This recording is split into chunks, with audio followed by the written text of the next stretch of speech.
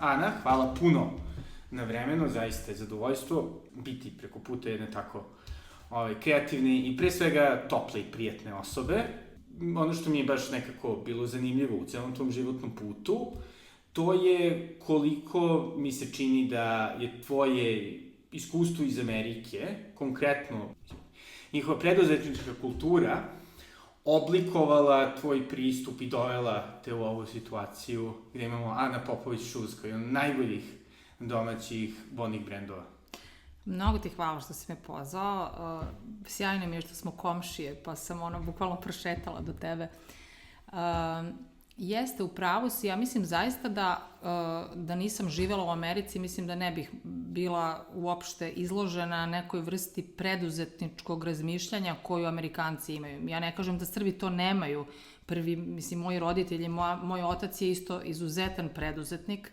Naprimjer, on kad je imao, 40 godina, radio je u Slobodi Čačak, firma se zatvorila, on je sa 40 godina nalazio neke alternativne načine zarađivanja novca, tako da sam ja kao dete rasla sa takvim načinom razmišljanja, ali sa druge strane sam isto rasla sa razmišljanjem zaposli se u državnoj firmi, mislim to je prosto ta vrsta našeg mentaliteta i tako je. A sa druge strane u Americi je način razmišljanja imaš ideju, važi, samo ti idi za tom svojom idejom, imaš resurse neke koji su ti dostupni preko interneta, imaš ovu meetup grupu, onu meetup grupu i tako dalje. Tako da slažem se sa tobom, mislim da je to situaciono bilo malo kod mene u vezi sa mojim poslom i mislim da je ne samo poslovno uticalo na mene, nego uopšte i na razvoj moje ličnosti. Jer ja sam prvi put dosta mlada otišla, kad sam išla prvi put za Ameriku, imala sam nepuno 22 godine, tako nešto. Tako da te 2,5 godine prve i onda kasnije ovih još 12-13 godina kad sam sa Sašom otišla u Ameriku, mislim to su bile te formativne godine i mislim da je baš bilo onako presudno za mene. Da. I slušajući tvoj podcast, Tačka povratka sa Urošem, dosta mi je bila zanimljiva, ta geneza Ana Popović-Šuz, pre svega zato što dosta mojih prijateljica trenutno koje postaju majke, nekako se nalazi i na karijerskoj, životnoj prekretnici, gde, s jedne strane, kao što si ti rekla, bi nekako volele da budu okružene, iskreno rečeno, odraslim ljudima povremeno, a ne samo svojom prelepom dečicom, koja naravno zahtevaju dosta energije, ali isto tako i možda da nađu neki drugi puteve za zaradu u sve nesigurnijem poslovnom polju. Da, to je jedan od, ja mislim, najtežih perioda u životu jedne mlade žene, to kada postaju roditelji, to jest kad postaju majke.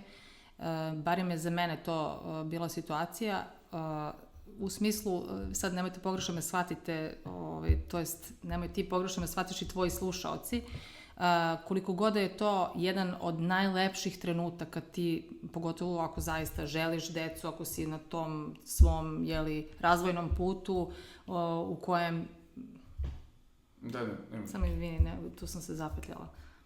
Mislim da je to zaista jedan od najintenzivnijih perioda u životu jedne žene. Sa jedne strane želiš apsolutno to dete, želiš da se ostvariš kao majka, a sa druge strane ne možeš da zanemariš ni taj svoj prethodni život. Naprimjer, ja konkretno, ja od 17. godine radim i meni je prosto bilo neverovatno da ću ja sada biti pod znacima navoda samo mama i koliko god da si ti zaista željan te topline sa malom bebom i tako dalje, ti sa druge strane želiš i da nastaviš da funkcionišeš kao jedinka u društvu u kojem si se i do tada kretao. Tako da možda jedna poruka tvojim prijateljicama, mislim, kod mene je situacija takva da ja kad pogledam taj period svog života, ja zaista mislim da ne bih ništa drugačije uradila.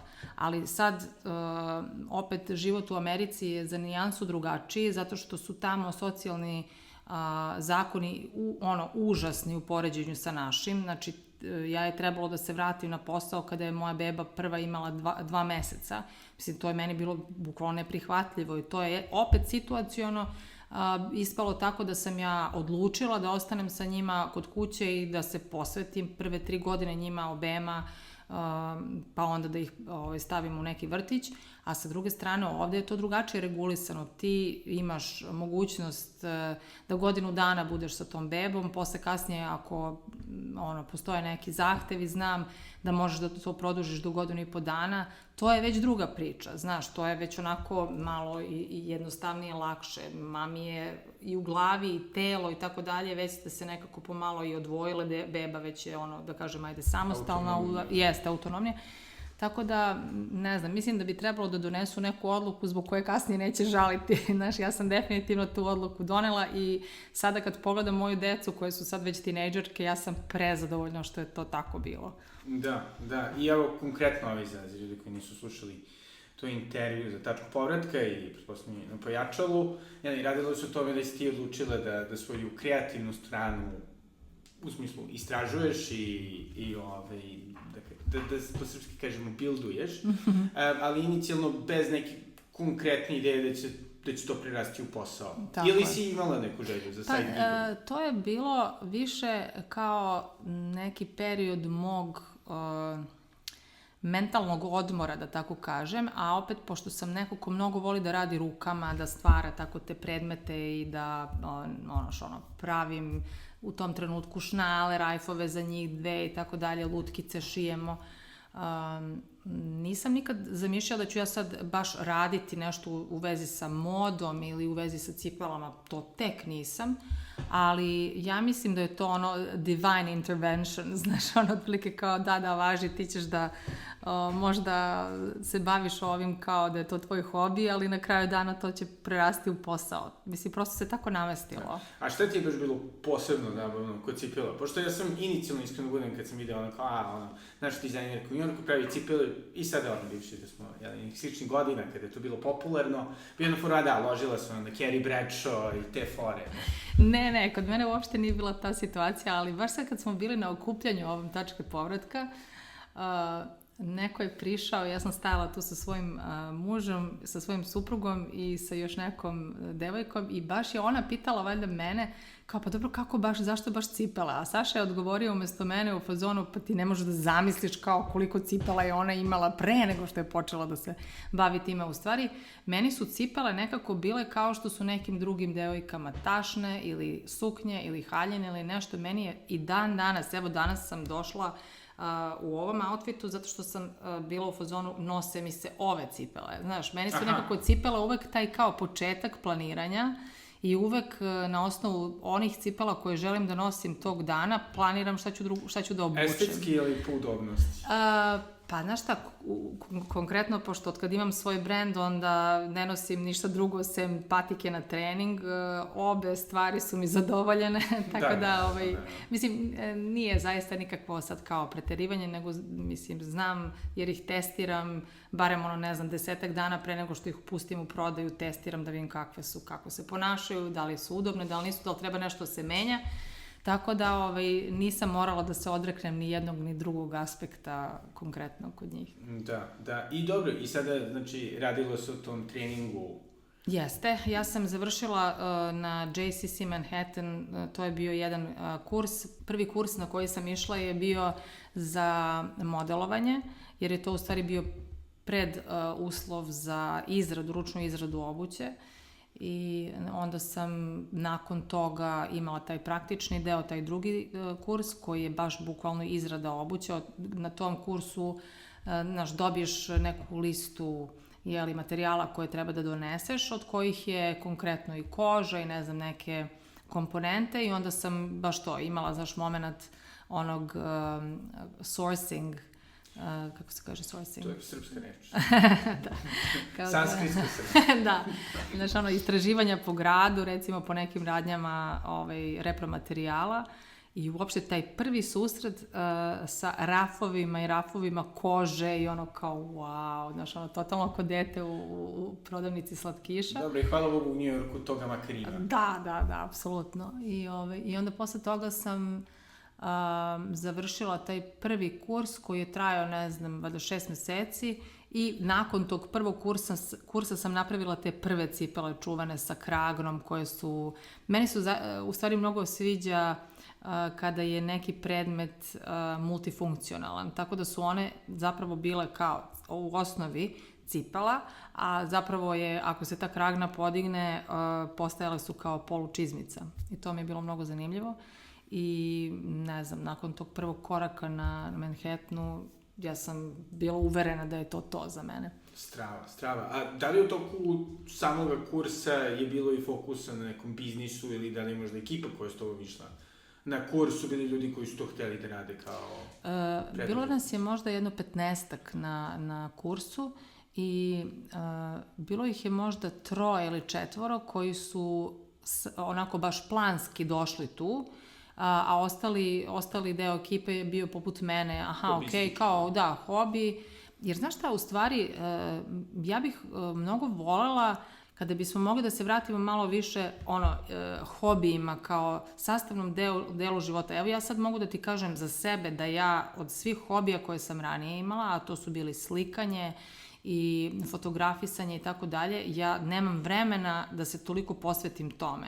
A zapravo bih mnogo voljela, mislim, jedini hobi, ajde uslovno da kažem, ako to može tako da se nazove, je ovaj moj odlazak na sport, na trening.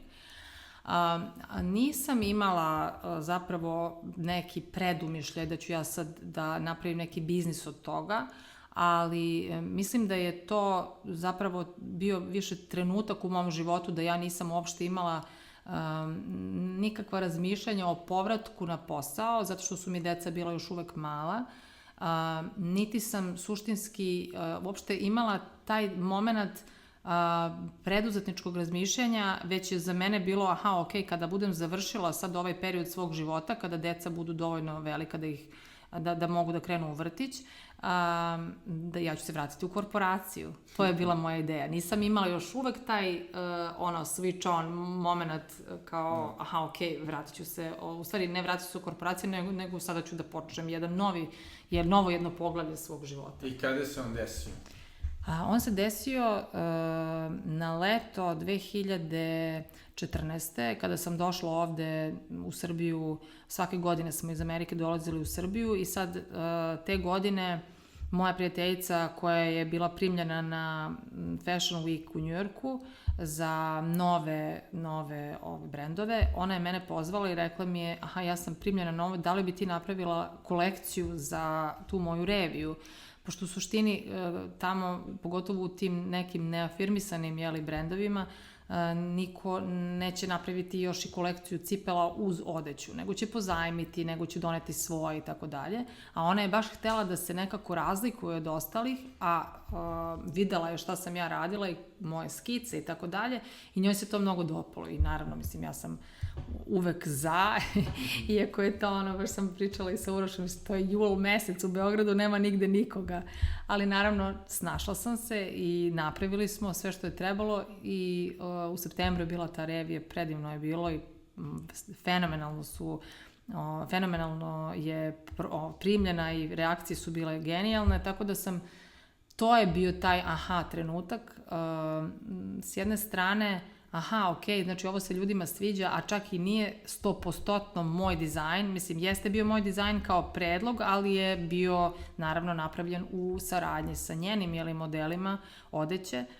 I onda sam pomislila, ako se ovo ljudima sviđa, možda da probam, da vidim da li ovde zapravo može da se napravi neka priča da to bude posao.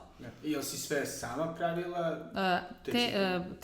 Tu kolekciju nisam pravila sama, zato što je trebalo da se napravi za mesec dana negde oko 30-ak pari, a ja sam naravno bila spora u tom procesu i mislim prosto nije bilo moguće da to sve ispoštujem i onda sam imala jednog saradnika koji ima fabriku svoju za proizvodnju obuće i on mi je pomogao. Ovde u Srbiji? Ovde u Srbiji, mislim, to je bila ta situacija, koga da nađem i onda naravno kako se to sve skocka, to je znaš, od prijatelja, znaš, kao 6 degrees of separation, kao bilo je čak 3 možda degrees, relativno lako smo se snašli. Ali dobro, onda opet da kažem, građenje sopstvenog brenda, kako je to išlo? Da li uz saradnju sa tom tvojom prijateljicom? Ne, to se vrlo brzo odvojilo. Ja sam posle u februaru sledeće godine, znači 2015. došla opet u Evropu. Zapravo prvo sam išla u Milano na jedan odličan sajam u Milanu koji se dešava 2 puta godišnje baš za repromaterijale. I tada sam onako, prvo sam pomislila kao zašto ja da budem na ovom sajmu 3 dana, mislim ja to vjerojatno mogu da vidim sve u jednom danu. I onda kad sam došla i kad sam zapravo videla, to je bilo tipa 14-15 hala, kao sajamskih hala sa tim svim materijalima, kalupima, kožama, mislim svim i svačim, svim komponentama koje se koriste u obući ili u accessories, obući i galanteriji. Znači, potpuno sam se raspametila i onda sam došla za Srbiju i tada sam dogovorila zapravo sa tom istom fabrikom da mi oni budu saradnici da u tom prvom periodu radimo zajedno. I tada sam onako iskristalisala neki svoj stil. Mislim da je presudno bilo to što sam donela odluku da moja obuća bude ravna, jer sam u toj prvoj kolekciji koju sam radila za tu svoju prijateljicu imala 2 vrste, 2 modela. Jedan je bio na visoku potpeticu od nekih 10 cm, a drugi je bio ravna obuća, neka oksfordica.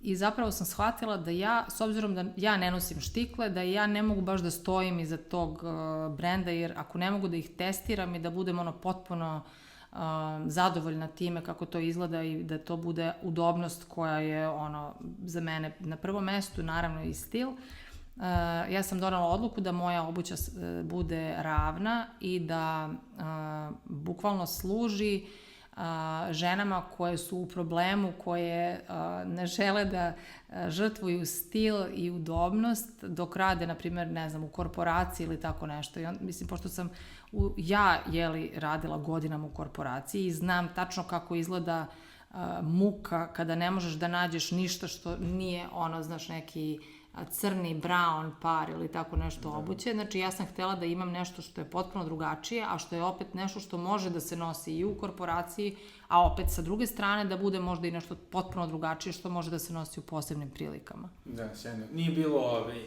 nisi htjela da kradeš, da kažem, tržište Ivanki Trump, pretpostavljam. Koja je, famozno imala, da ima svoju kolekciju baš za kao poslovne žene. Da, nekako sam se suzdržala. Dobro, super. I kako je izgledao taj proces? Mislim, kako si odlučila, pre svega si htjela da prodaješ u Srbiji ili si razmišljala i u Americi?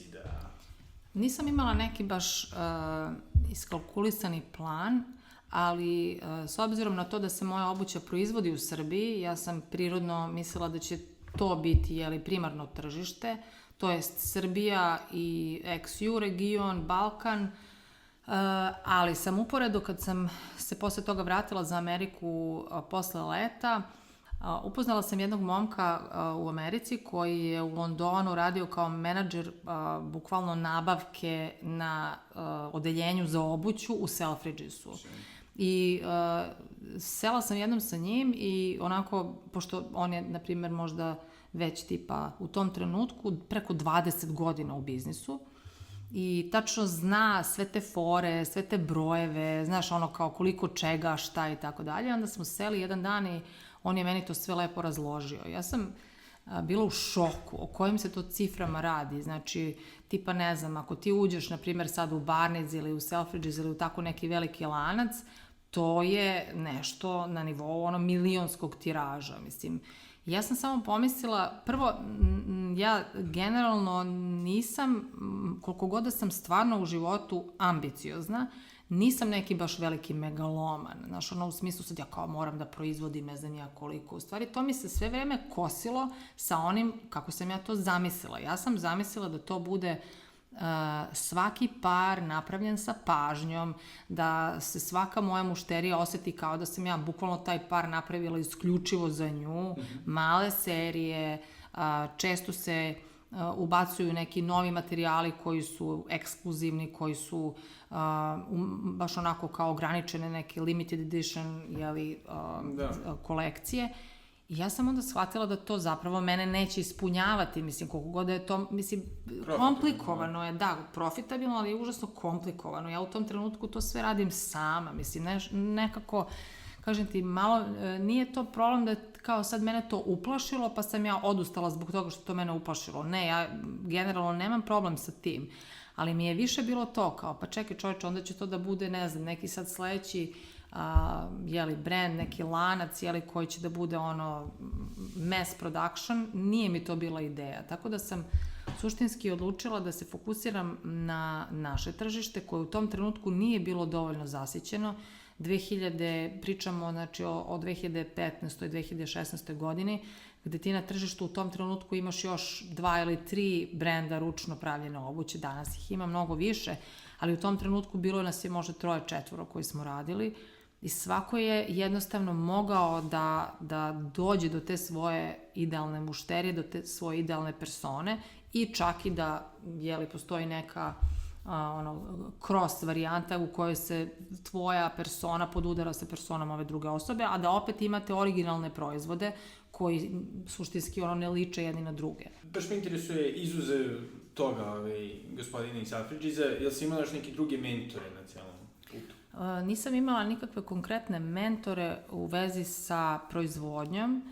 Fabrika u kojoj sam proizvodila ovde lokalno u Srbiji, oni imaju svoj brend koji je u velikom broju naših tržnih centara i tako dalje, ali ono što je meni bilo zanimljivo je da dok su oni radili za mene, ja sam stalno bila u tim fabrikama, u tim pogonima, u njihovoj fabrici i zanimao me ceo proces i baš sam onako kao mali onaj štreber sedela pored šnajderke, pored majstora koji stavlja na kalop, koji lepi džon i tako dalje. Znači, ceo taj proces me je izuzetno zanimao, zato što ja ne volim da radim nešto onako apstraktno, nego moram da razumem kakav je to proces, da bih mogla da zaista znam, ova komponenta i tako dalje. Ali što se tiče sad nekog mentorstva u proizvodnji, osim toga što sam... Dobro, ili u marketingu. Da, na primjer, to za marketing, ni tu nisam, evo sad sam trenutno na jednom programu, imam mentorku sa kojom radim od januara meseca. To je prvi put, evo, znači moj biznis sad puni 10 godina u avgustu. Znači, to je prvi put da imam nekog konkretnog mentora sa kojim radim, ali pre toga, s obzirom na to da sam, znači, ja nisam iz ove branše, ja sam filolog, završila sam engleski jezik i književnost.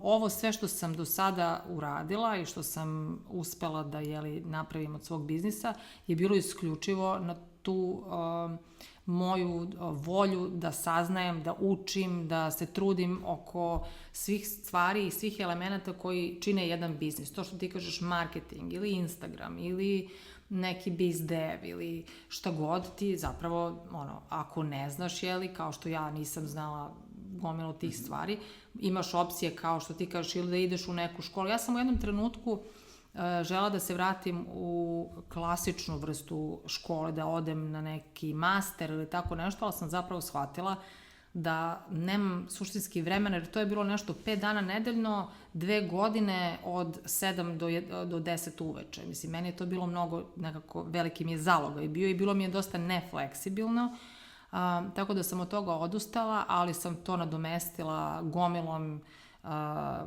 kurseva na domestici, podcasta, čitaj, non stop knjige, non stop neki razgovori sa svojim kolegama i tako dalje, tako da sam, na taj način neke od tih stvari naučila i primenom, u stvari, to kad sad razmislim, najveća u stvari vrednost je što sam sve to primenjivala na svom biznisu i videla da radi, tako da...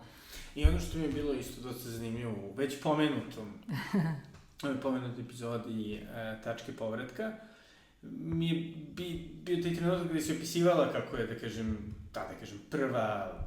prvo komercijalno istupanje, bila je jedna dosta velika serija za, pretpostavljam, naše, uslove, 300-tinje. Ne, bilo je negde 210 pari, Da, upravo si, to je možda bilo kao neka vrsta, ajde da kažemo, greške u početku, ali to je za mene bila veoma vredna lekcija, jer posle, kasnije, kada sam radila nove serije, ja sam zapravo u stvari shvatala kako stvari funkcionišu. U tom trenutku je bilo nezaustavljiva jedna energija, tebi se sve sviđa ti se materijali, ne možeš bukvalno da se zaustaviš u fazonu, ali ove čizve i u ovom dezenu, ove cipele u ovom dezenu. A dobro, to je zapravo bilo kao neka vrsta testiranja tržišta, šta prolaziš, šta ne prolaziš. Jeste, apsolutno, mislim, i taj moment objavljivanja onih prvih albuma na Facebooku, gde si ti baš bukvalno nemaš pojma, ti pucaš u mrak, jer nemaš pojma koliko će se to drugim ljudima svideti, odnosno kakva će biti reakcija, jer to je bio nov proizvod na tržištu, znači potpuno, znaš, meni je bilo mnogo simpatično to što je moj krug prijatelja bio u fazonu, baš su sjajne, znaš, ali kao, ne znaš da li ti to govore zato što te vole, zato što te vole ili kao u fazonu stvarno je tako. Da, i dobro, i nekako, šta si tu naučila najviše? Treba krenuti veliko? Pa znaš šta, ja mislim da je to malo stvar do tipa ličnosti. Možda je za mene to bio taj jedini put i nisam znala drugačije, ali mislim da sada kada bi neko kretao, nisam sigurna da bih baš preporučila ljudima da tako kreću. Pogotovo ako su im resursi ograničeni. Ako, na primjer, imaš neke ograničene budžete, što je najčešći slučaj kada si preduzetnik, predložila bih da se kreće malo mudrije, da se odluči unapred, ok, sada radim, na primjer, nekih 5 različitih dezena u 5 različitih modela ili tako nešto i onda da uradiš, na primjer, ne znam, po par komada od svega, da isfotkaš, tebi ne treba 10 pari istih cipela da bi isfotkao jedan taj proizvod, mislim, treba ti jedan par. Tako da, mislim, par, jedan predmet, šta god. Tako da bih predložila da se možda za početak rade manje serije, manje količine, da bi se novac koji sam ja bila uložila u te moje megalomanske projekte, možda preuložio u neki marketing, u packaging, u što god već, u razvoj nekog biznisa, naspram toga što će ti biti zarobljen pod znacima navoda u proizvodu, da. I dobro, ali kako je bila reakcija tvoje okoline? Pošto nekako, mislim, onako, tada si majka, tako, dvoje dece, u Americi, sa roditeljima. Pa znaš kako... Bili na foru, idi napraviš, bili na foru, zaista ćeš ovo da radiš. Uglavnom je reakcija bila u fazonu, wow, ti si tako cool. Znaš, kao, bilo mi je mnogo zanimljivo, u stvari kao, da vidim da su i drugi ljudi nekad pomišljali na to da bi možda mogli tako nešto zanimljivo da rade, pogotovo što je kao cipele nisu svakidašnja stvar. Češće se ljudi odlučuju da šiju nešto ili tako. Da, ili majice. Tako je, majice, nešto, ali kao obuća je baš bila drugačija i u tom kontekstu mislim da je reakcija bila to, kao wow, ti to stvarno radiš, stvarno ti praviš cipele, kao to je baš onako bilo zanimljivo. To je bila reakcija ljudi koji me manje znaju, a reakcija ovih baš bliskih prijatelja je bila to, bravo, idemo, mama moja jedino u početku bila u fazonu, ok, važi, a kad ćeš naći pravi posao, jer kao ovo nije bio dovoljno kao pravolinijski posao koji kao znaš šta radiš, znaš koliko sati radiš i znaš koliko platu primaš na kraju meseca i otprilike to je to. Ali dobra je bila stvarno reakcija, podržavali su me, mislim, prvo moj muž me baš podržao od samog početka, to je bilo bez pogovora da ćemo uložiti zajednički naš novac u te moje prve nenormalne kolekcije. Mislim, reći ću ti samo podatak da sam ja planirala da uložim neki jednocifreni broj u tu prvu kolekciju, a taj broj je bio 6 puta veći od tog mog jednocifrenog broja. Sad, mislim... Da. Tako da, okej, stvari se ispostavljaju malo skupljima. Da, apsolutno. Ali dobro, a ono što je definitivno najbitnije, što se vidi kod tebe, ta neka prvo vera u sebe, a drugo, i pretpostavljam isto, ljudi oko tebe, koje si vjerojatno i privukla, jer veruješ u sebe, da veruju u tebe i... Ne, baš mi je drago da ti to tako percipiraš, zato što ja zaista mislim da je to tako. Mislim, što se tiče toga što si rekao kao vera u sebe, da, negde ti je, ili imaš tu veru u sebe, ili je nemaš, pa onda to može da se radi na tome, ali u suštini meni ne bi bio problem i da priznam svoj poraz. Naprimjer, ja sam imala kroz karijeru raznoraznih faza. Naprimjer, imala sam fazu kada sam ušla u jedan zajednički projekat sa svojim koleginicama u nekom koncept storu i posle 6 meseci smo tu radnju zatvorile. Znači, to jeste za tebe kao nekog preduzetnika koji uloži i vreme i novac i u promociju i u povećanje nekog, da kažem, ajde kao tržišnog dometa, šta god, ali ti na kraju vidiš to ne funkcioniše. Mislim, ja nisam to doživljavala sad kao neki ogroman svoj poraz, ali sa druge strane ne bežim od toga da kažem aha, okej, ova faza se sada završava, ajmo sad da vidimo šta je sledeće, znaš, tako da definitivno mi je ovaj biznis doneo možda kao tu drugačiju malo perspektivu u smislu da nije sramota, čoveče, pa probao si, meni bi bilo gore, razumeš, da nisam nikad probala i da onda ceo život razmišljam o tome kao jao, znaš, pa kao mogla sam. A zamisli da sam ja one 2015. godine, znaš, kao neki konstantan proces preispitivanja ŠBB, mislim, znaš, kao bolje mi je ovako, probala sam, ide, ne ide, mislim, sad iz bilo kog razloga, ne daj Bože da nešto sad kao ovo ne bude više, u fokusu, da, ćemo nešto drugo da radimo, to nije nikakav problem, da. To je super, to je vrlo, ja bih rekao, američki, ali možda i zapravo i pravi domaći stav, gde ljudi veruju u sebe i sve tu, moraju da se snađu.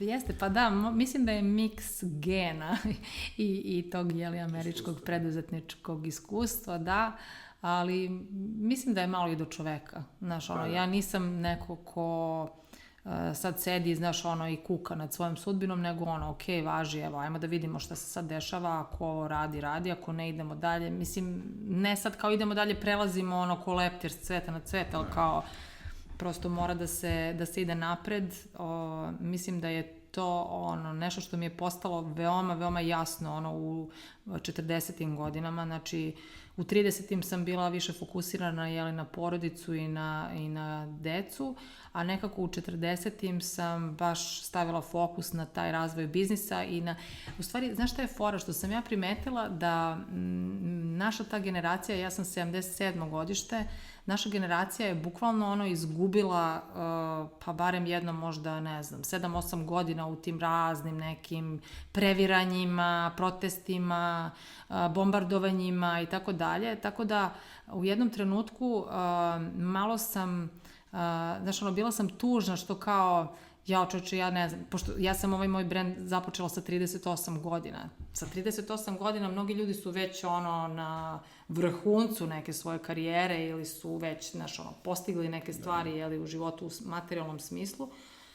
Tako da, u tom kontekstu kao, bilo mi je malo onako kao teško što tek u tom trenutku počinjem, a onda sam zapravo to sve preokrenula u svoju neku korist, znaš, kao čoveče, pa da, ajde ti da poslužiš kao inspiracija ljudima koji možda, da kažem, pod znacima navoda, trunu u nekoj korporaciji, a ima energije u njima mnogo više, za neke veće stvari, za neke projekte koji čekaju na njih da budu započeti. I zaista mislim da to treba da se konstantno naglašava, da taj broj godina koji imaš, to je samo nešto što ti znaš i što kao može da te ograničava ili tako nešto. Znači, tako da... A najprimetnije da iskoristiš kao prednost, jer ipak koliko god da si ih protraćuju, je ipak i to bilo neka vrsta iskustva. Apsolutno se slažem. Mislim, protraćeno vreme, ne znam ni da li postoji, iskreno ti kažem. Možda je to bio neki period kumulisanja neke traženja, inspiracije ili tako nešto, tako da slažem se skroz. Da. I ono što je super, pomenula si, kako bi želela da svoje iskustvo podeliš sa drugima, to zapravo i radiš, delom prvo sa organizujem, i prilično mrzim ovu reč, što je toliko često, ali kao zajednice, da. Pošto se primanjuje na sve, ali uskoro možda i edukacije. Jeste, slažem se sa tobom, znaš, ono malo je ta reč zajednica izlizana, to mi je isto kao reč nežno, znaš, ono sve, hoću da kažem, obožavam, i empatija, tako je, daš, kao obožavam te reči, ali s obzirom na to, na način, i na način na koji se koriste, mislim da su se onako malo izlizala u našem društvu. Da, preduzetnička druženja koje organizujem, uglavnom su moj način da vratim svu tu ljubav svojim kolegama i zajednici koja me okružuje. Evo sada je baš završen 12. taj Ana Popović Shoes and Friends pop-up koji je trebalo da se održi 15. i 16. marta, ali je morao da bude pomeren zbog okolnosti u kojima se nalazimo. Tako da je sada bio 7. i 8. juna i još uvek sam onako baš pod utiskom komentara. Događaj je ocenjen, organizacija događaja je ocenjena 5 od njih, ne znam, mislim da je 15 učesnika već poslalo svoje odgovore na upitnik. Komunikacija sa organizatorom i ne znam, još neke stvari koje su onako direktno do mene. Svi su ocenili ocenom 5 i toliko sam ponosna i presrećna i prezadovoljna što se to tako desilo. A sa druge strane, to je neki moj kanal da funkcionišemo svi zajedno i da ne mislimo da ako, ne znam, nekog pored nas prodaje isti proizvod kao mi, da je to, ne znam, neka nezdrava konkurencija. Mislim da je konkurencija izuzetno zdrava pojava, Znači, nikom nije palio štandove. Ne, barem na ovom nije. Šalim se, ne, baš je bilo sjajno i planiram sledeći za oktobar. U stvari ideja mi je da se ti veći sajmovi održavaju 2 puta godišnje, jedan na proleće i jedan na jesen. Nadam se da će biti uslovi u našoj zemlji takvi da ćemo moći da planiramo i da ne brinemo da li ćemo to morati da pomeramo, otkazujemo ili tako nešto. A to što si pomenuo za edukaciju, pre nekoliko meseci, u stvari to je već bilo i prošle godine, organizovala sam jedan kao master klas za Instagram, u stvari za vođenje društvenih mreža i to mi je bio onako lakmus test da vidim da li zapravo ja imam u sebi taj kao, kako se to kaže, tu sposobnost, da ja imam u sebi tu mentorsku sposobnost i ispostavilo se da imam. Mnogi su me ponovo pitali kad ćeš to da organizuješ i sad nisam sigurna da će nužno taj moj program biti vezan samo za Instagram. Zapravo sam htjela da napravim nešto malo drugačije, odnosno da sagledam iz ptiče perspektive svoj biznis i koje sam ja korake tačno preduzimala da moj biznis poraste do ovog nivoa na kom je sada. Tako da planiram uskoro da izbacim jedan freebie koji će biti najava, da kažem, tog malo većeg programa, koji će opet biti pristupačan. Planiram da to bude nešto reda veličine do 100 evra možda, a imaće, ne znam, 10 modula sa radnim knjigama i tako dalje. Tako da uskoro više o tome, ali eto da, definitivno i u radu. Hvala na ekskluzivi. Nema na čemu. Pa da, i dobro, jel postoji jedan trenutak kada si bila na foru kraj, zatvaramo?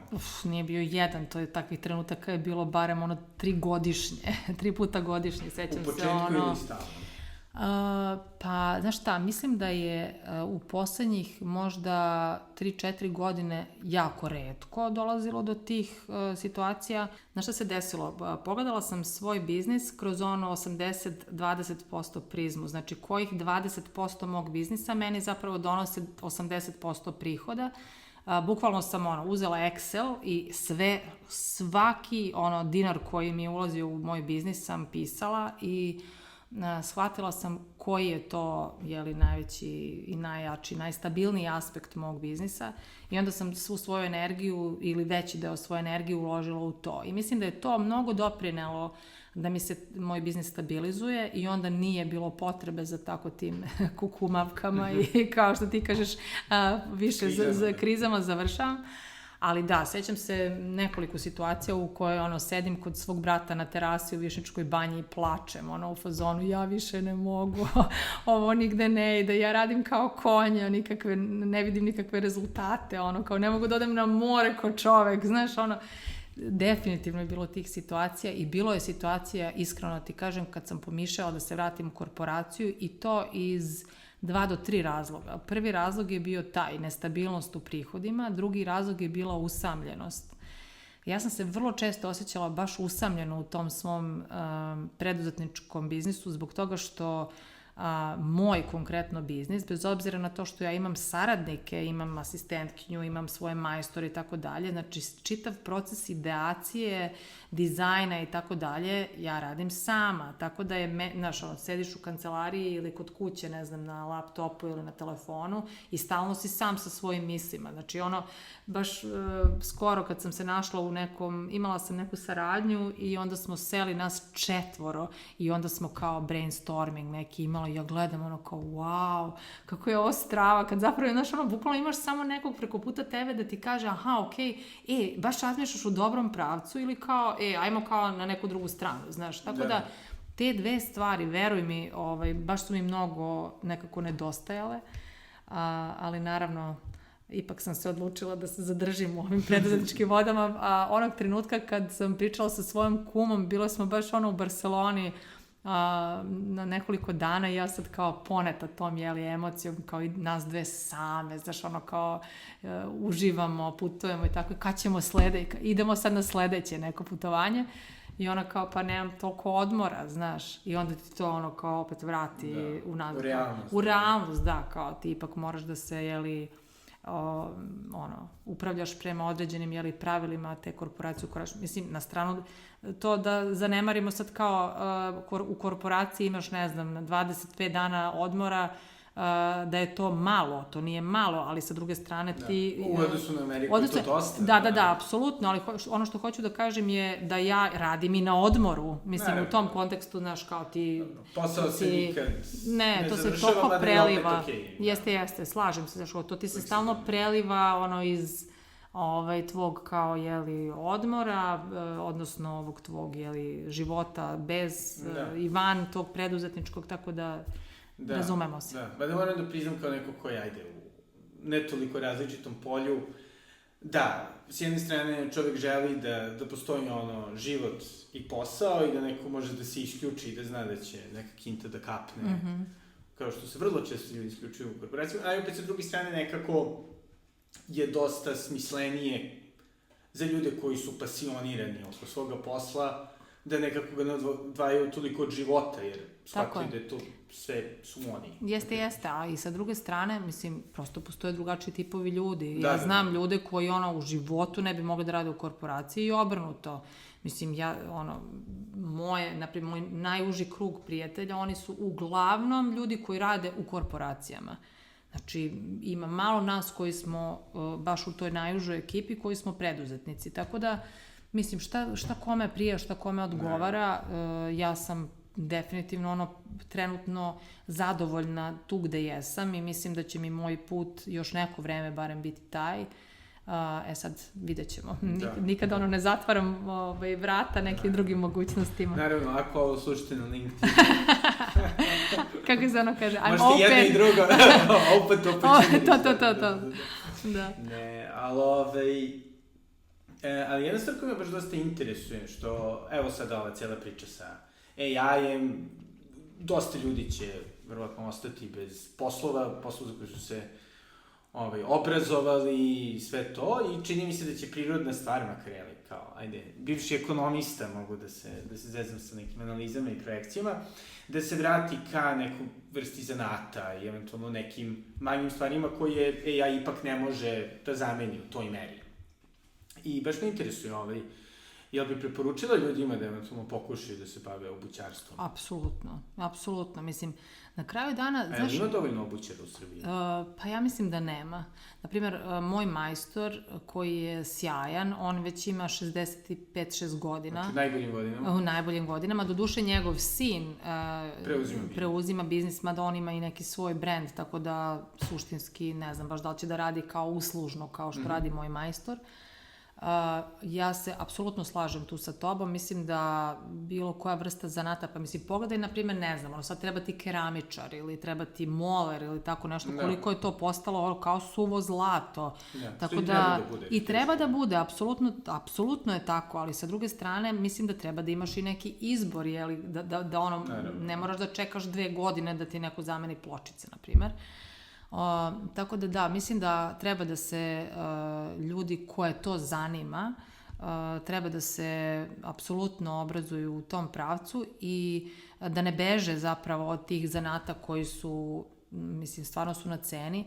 Jer suštinski, znaš u čemu je fora? Ti kad pogledaš, znači svakom čoveku na planeti trebaju cipele. Mislim, ti ono kao, ok, naravno postoje neke neka afrička plemena koje hodaju bosa, ali mi svi nosimo cipele, ok? Znači da, možeš ti da platiš, ne znam, u nekim kineskim radnjama ili tako nešto, neki nekvalitetan par obuće, par hiljada dinara, ali ako si... Ili nekvalitetan par obuće, 10.000 Pa, da, naravno, ali hoću da kažem, imaš ti izbora, ali svi mi nosimo obuću i mislim da treba da se razmišlja o tome. Da, naravno, imaš mogućnost, imaš izbora da šta ćeš da odabereš, ali suštinski da, mislim da bi bilo sjajno da se neki mladi ljudi zainteresuju za ovaj zanat, kao i za mnoge druge zanate koji već onako polako domeru. Ali postoje neke škole u Srbiji koji su ekvivalent te u kojoj ste išla u... Pa ne, tipa ono Božidar Adžija. Nisam čula da se, na primjer, konkretno kod njih tako nešto organizuje. Da, imaš ja mislim, Kožarskoj, recimo, ili tako nešto da ima neki smer za krojača.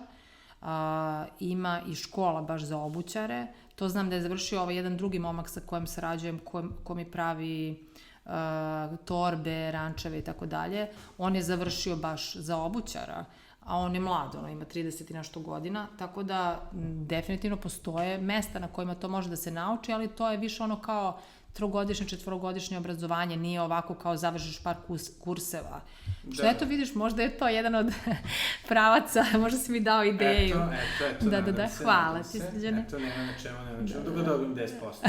Može. 5% može, što da ne. Pa da, super. I evo sada, šta bi neko preporučila ljudima koji se nalaze na toj klackalici između korporativnih karijera i pokušavanja nekog kreativnog posla, pogotovo u modi? Preporučila bih im da go for it, apsolutno da idu napred, da se trude, da se ne zadovoljavaju situacijom u kojoj se nalaze samo zato što im deluje kao da nemaju izlaz iz te situacije. Stalno i uvek postoji izlaz. Mislim da treba da se posvete onim stvarima koje im hrane dušu, a ne koje im oduzimaju energiju. Ne želim sad da zvučim onako kao, znaš, shiny happy people i to kao ne treba da se razmišlja o stvarima koje ti donose materijalno. Ustani lave pobedi. Da. Ali hoću da kažem da mislim da zaista treba da shvatimo da nema reprize ovog života, da mi moramo da od tog života napravimo nešto najbolje što mi možemo, što je u našoj kontroli i da, ja recimo nisam osoba koja će da se zadovolji, ne znam, tom situacijom ako mi ona ne odgovara. Znači, preporučila bih da idu za tim svojim snovima, da ako smatraju da korporacija više nije mesto koje im odgovara, da se ne plaše, da postoje, pogotovo u današnje vreme, ima toliki broj edukacija, kurseva i tako dalje, baš za određene, komponente preduzetništva koje su od velikog značaja i za neku stranu biznisa i za stranu kreativnosti i za stranu društvenih mreža i tako dalje. Tako da mislim da apsolutno nema razloga da se ne proba. To hoću da kažem. Da.